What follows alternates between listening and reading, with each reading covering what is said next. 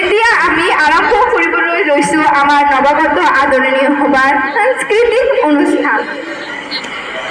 আমি আশা কৰিছোঁ আটাইকেইগৰাকী দৰ্শক শ্ৰোতা অনুষ্ঠানৰ শেষলৈ উপস্থিত থাকি আমাৰ অনুষ্ঠানটো সুচাৰুৰূপে চলাই নিয়াৰ ক্ষেত্ৰত সহায় সহযোগিতা আগবঢ়াব।